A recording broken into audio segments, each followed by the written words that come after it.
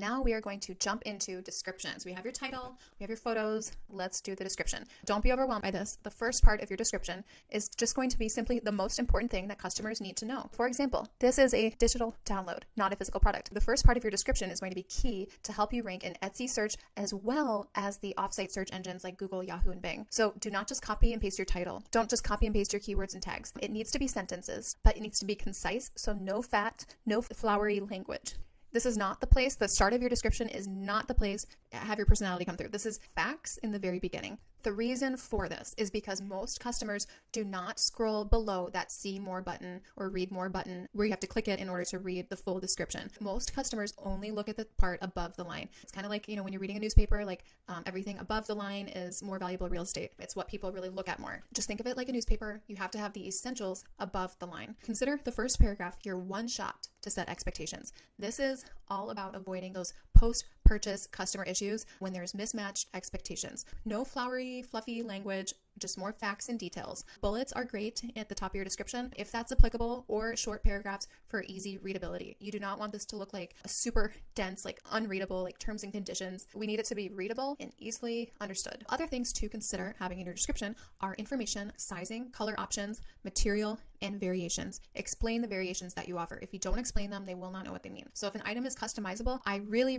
recommend having a section titled How to Order with all caps and then steps 1, 2, 3. Because if you offer customization, a lot of times it makes customers kind of get scrambled. They're like, oh my gosh, okay, what can I pick? What are my choices? What can I customize on this? What do I do? How do I know it's going to turn out right? It can be a little bit overwhelming if you offer customization. So you want to make it super clear how to customize, how to order. 1, 2, 3. Super simple. And then also, if you get a message from a customer saying, hey, how am I supposed to customize this? Do I get to pick the font? Do I get to pick the color? Then you reply and say, thanks for reaching out. Yes, all of that is in the listing description. I'll copy and paste it here for you. So you literally can copy and paste the description. Yeah, so it's really important to keep it simple, straightforward, not overwhelming.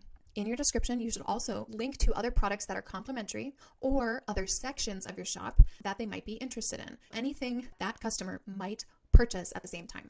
Also, I highly recommend linking your power listing, your loss leader, the product page for that, if it's applicable. This is the listing that you use that doesn't take much labor on your part on the back end. You're using it to build your sales number on your homepage.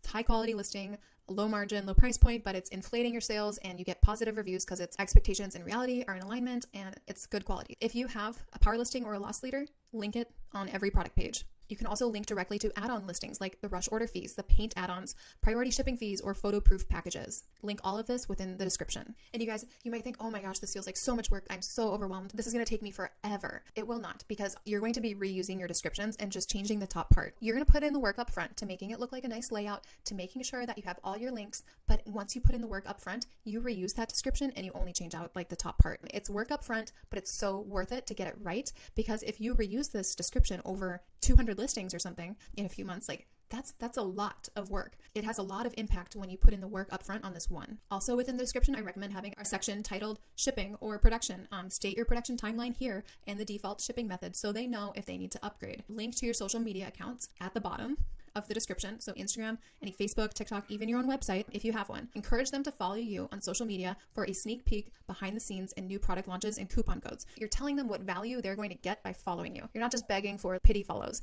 because that's not going to work. You're telling them, if you follow me, you might save money. If you follow me, you might get a sneak peek of your item. If you follow me, I will recognize you and give you a shout out. If you follow me, you get to see the process. You get the VIP experience of seeing the behind the scenes. So you're giving them value when they follow you. If your listing photos are simply examples of what you make, and these are handmade items, make sure to state this. Copy this right now.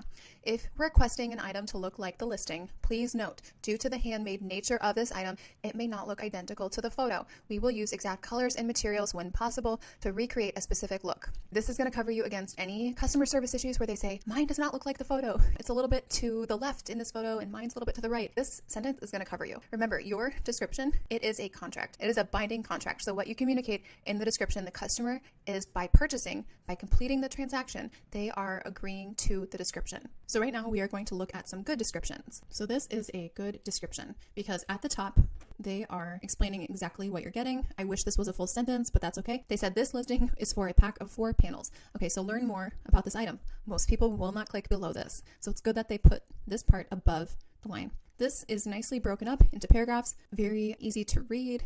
They are explaining materials and links. So they're linking their store, linking a section of their store, product details, size, dimensions, all capitals. Again, it's for a pack of 4 panels. They state that you need to double check the dimensions just in case their standard dimensions don't work. They're covering themselves there. Materials and characteristics, color options. This obviously was probably a customer service issue before. The PVC color isn't the same color as the IKEA furniture. That means someone probably thought it was, and now they're putting this in the description to cover themselves. Application, this could be a little bit more descriptive. Sticking them on is pretty easy, but they do have steps. Step 1, step 2, step 3.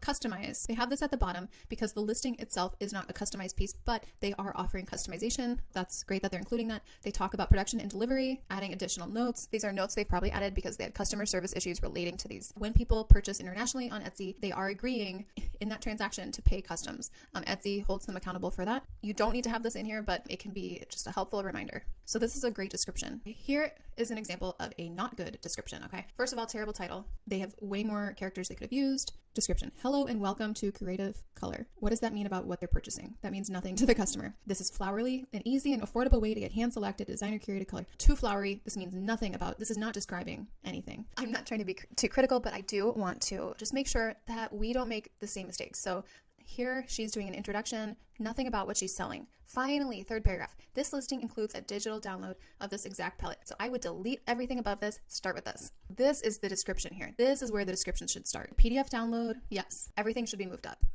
All right, and we are just going to keep critiquing descriptions because I'm hoping that through these critiques, you see if this was your item, hopefully you can learn these lessons and not have the same mistakes in your item, and it can give you direction on what to do. So this is a custom item, size, color, personalization, all of that's required. You see the little red star. Large custom name sign. Well, that's not exactly a sentence. I would cut that out. Live font preview. Now, if you do have a font preview, that's a great place to put that because a lot of customers, otherwise you're going to be getting their messages saying, where can I preview the font? You still don't know what the item is. It's not describing the item. You're talking more about the fonts. So you have to read more to find out about the item. Now this is good. They're covering themselves here by saying if you do not provide a number and request a proof, we'll make the name as we see fit and the layout that we feel looks best. So this is covering them for that customization part.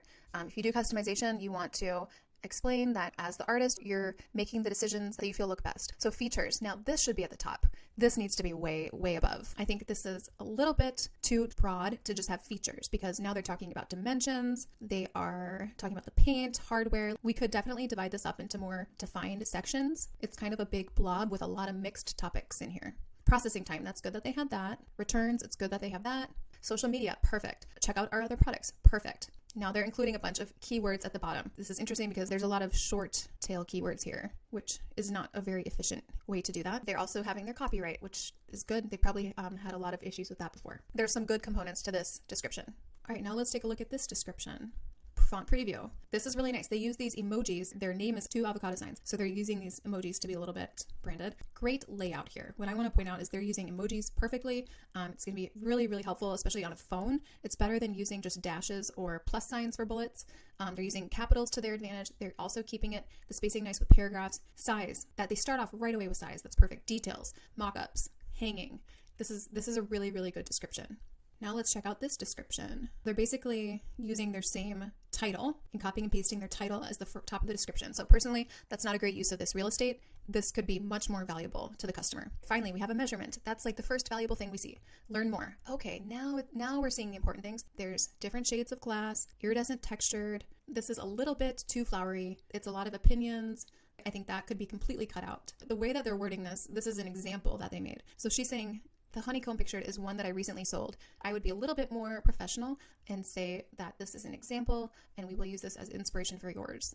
It's good she said there will be slight variations. You do not need to put thank you in the description. This isn't a note to the customer. This is a description of the item. Maybe she should have some more links to other things in her shop, other sections, rather than just the shop without an explanation of what that link is to. Typically, if you do not write what the link is going to and you just put links, people aren't going to click them. That feels dangerous, especially on the internet. You don't know what you're clicking. So make sure you describe what you're linking right before the link itself. All right, here we go. Some print on demand. Now, the same mockup that everyone uses. We want to be a little bit different with the photo, but right now we are critiquing the descriptions. Steps to follow for ordering. Perfect. This is a great way to start. Saying all the information you need is in the listing photos, so it's a call to action right away. Look at the listing photos, telling you what the drop downs mean, covering yourself, saying there might be slight variations, quantity, add to cart, repeat steps 1 to 4, font, designer, color. So this is very good description. It gives you step-by-step, sets really clear expectations.